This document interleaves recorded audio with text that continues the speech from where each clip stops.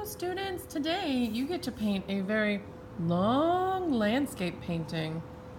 Your landscape painting will have a light background, a medium middle ground, and a dark foreground.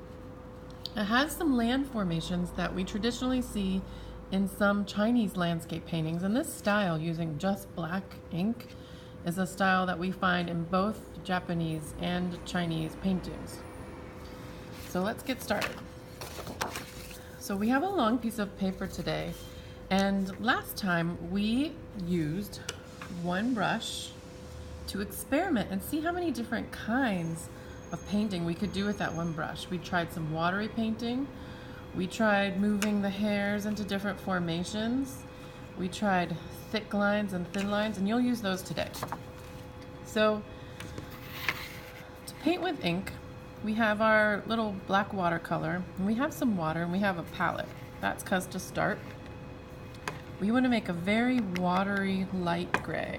So I'm bringing some water down into a well, and then I'm just going to touch in some black. That'll make a nice light gray. I'm going to add a little bit more water to make more, and more black. We want this to be very light. All right, so out from either the left side or the right side, you can start a rocky hilltop. And mine kind of slopes down, makes a natural line, and then falls off. Then you want to try to bring and fade that rocky hill down into a misty white. So it fades down into a misty white. With the tip of your brush, and you can form it if you want, you can use that same light gray to make some faraway trees on that formation. All right, now to do the next mountain, I'm gonna fade this a little bit more. Add some more rocky texture to it, and fade with more water down into the mist. Okay, the next mountain, you're gonna make it a little bit darker with some more black. And then bring that rocky line down from the other side of the paper. That one got pretty dark, so I'm gonna lighten it up a bit more.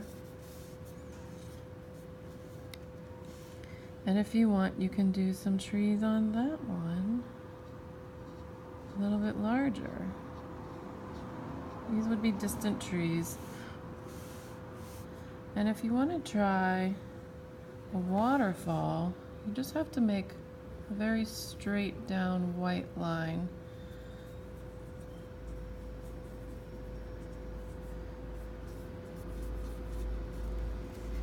Now I'm going to move this so I can make this line fade down into white. Except for the waterfall. That will splash a little bit. Sometimes at the top of the waterfall I can add a couple of splashes. And then some lines. Alright, and then for your third mountain, that's the closest. You can make it even a little bit darker. So I just added some more black in here. And this mountain, we might even see more details. So we might see some trees. We might see some buildings poking up. And you can try a pagoda building, which has kind of a little mustache roof.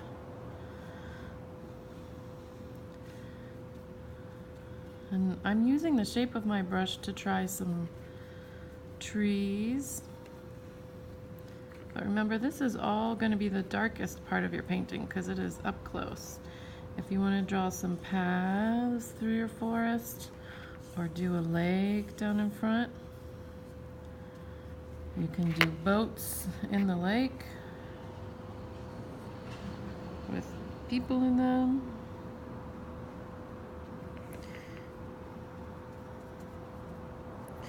can do more buildings popping out.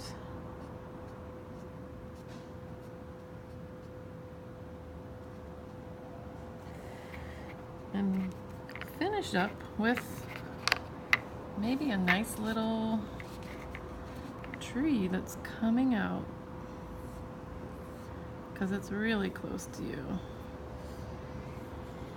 and kind of coming in front of your scene.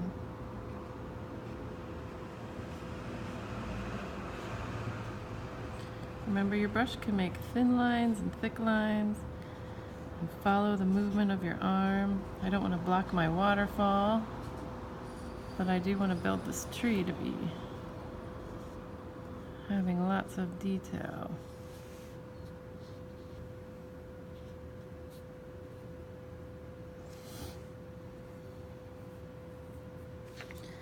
Add some more trees in the foreground.